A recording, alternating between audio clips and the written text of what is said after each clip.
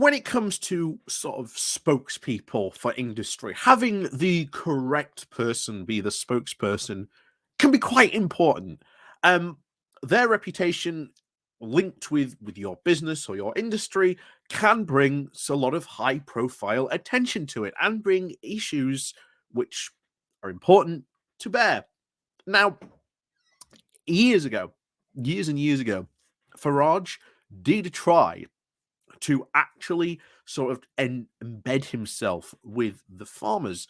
But I believe it was the NF president before the current one, might have even been the one before that, who actually saw him off, who said, actually, no, this Farage is really not out for the interest of farmers or our industry, and we should not basically pay attention to him. He should be ignored at all costs. Now, unfortunately, what happened next was Farage moved on from farming and went very much into the fishing sector. And unfortunately, as a result, very much unfortunately, he became the spokesperson for the entire fishing industry, especially when it came to Brexit issues or issues involved with the EU. And we all know how that turned out. Like I say, the infamous commission, there were 62 meetings and he only turned up for one, and he didn't even say anything in favor of British fishermen. And of course, after this was passed, it took a petition from a UK chef to actually make changes which would have benefited UK fishermen. So, as you can see, having a spokesperson is pretty important. And it looks like, interestingly enough, that Jeremy Clarkson, of all people, may actually be stepping up to be the UK farming body's representative when it comes to farming. So before we do get into this, please do remember to hit that like, share, and subscribe button. And of course, down below, there are links to my Patreon page and a notification link called Buy Me Coffee, where you can buy me coffee. And of course, there is the Pony Club down below as well. And of course, the YouTube thank you button and the Patreon down below as well. So, Jeremy Clarkson, as you know, or at least if in the UK you may know, or maybe if you've got an Amazon Prime subscription, because I think that's what it's on, you may have noticed a certain program called Clarkson's Farm. And this is, or at least chronicles, I was going to say Jeremy Corbyn then, but Jeremy Clarkson's saga, shall we say, of him buying a farm. I think he called it Diddley Squat Farm eventually. And it charts his saga of getting to know the farming industry and getting to used to be a farmer. And, you know, I think I've seen one clip where he talks about, oh, I used to, you know, I always used to make sure every morning I had the latest issue of you know, the new car magazine. He says now all I read are, you know, the you know, the Farmer's Weekly and, you know, the Farmer's Guardian, and that's all I read now. And to be honest, from what I have I've seen, like I said, I've seen a couple of clips of it. I'm actually tempted to go watch it. It does actually bring up a lot of issues that UK farmers have been suffering from for the past couple of years. And it's not just Brexit, there have been actual general disasters. So I think it was 2020, there was so much rain, it was flooding the fields and it was ruining crops. And again, a whole bunch of issues that obviously that brings up for farmers.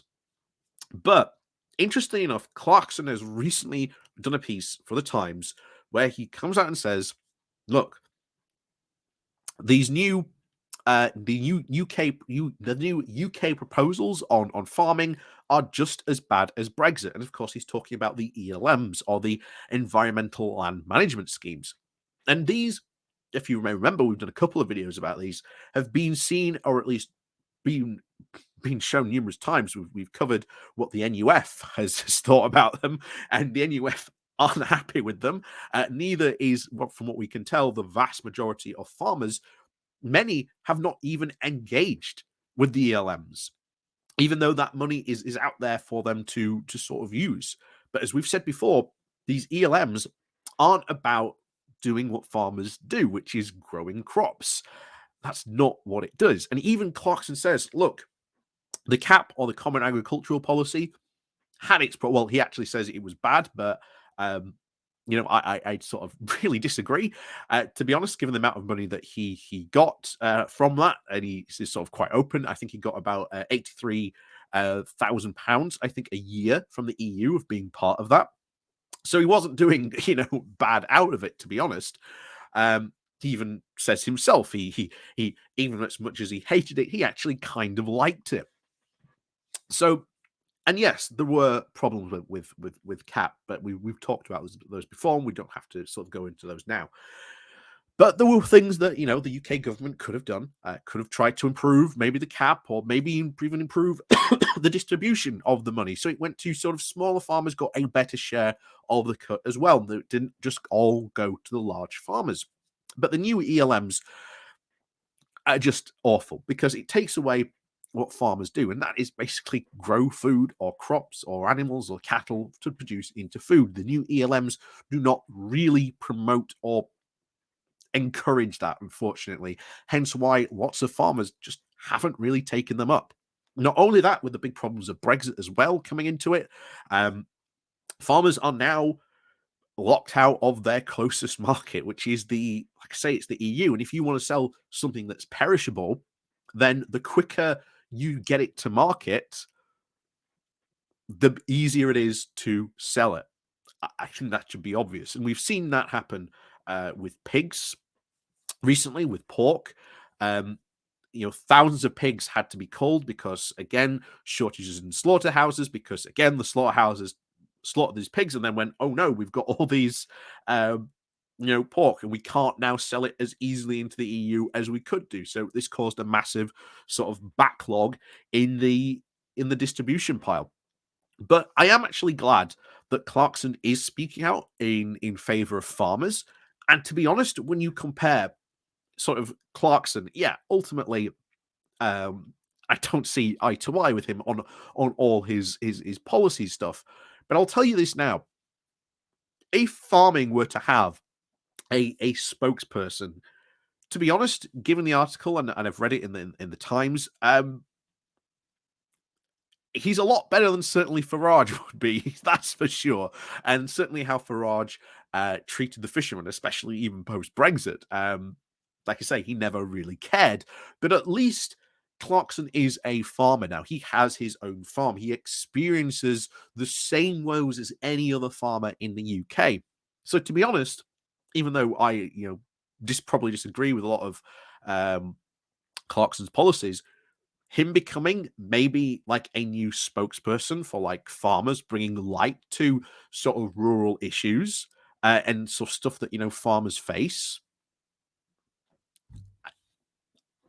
might not be a bad thing. But of course, time will tell. Time will tell. Maybe in a year's time, we might be doing a video saying Jeremy Clarkson is like the worst person to be representing UK farming. But hey, there you go. But we'll see. We'll see what happens. And of course, I think the big thing is if the NUF sort of give him their blessing. That will be certainly the big thing, or an indicator to see if he does really go on to become, more than just a spokesperson, becomes almost sort of the person talking about, farmers' issues in the UK. We'll see, because like I say, that's what happened to Farage. He got blessings from many of the numerous sort of fishing industries like they have with the NUF. They have very similar things with that. They gave him their blessing, and unfortunately he became their spokesperson. And well, we've seen how bad that eventually turned out for them.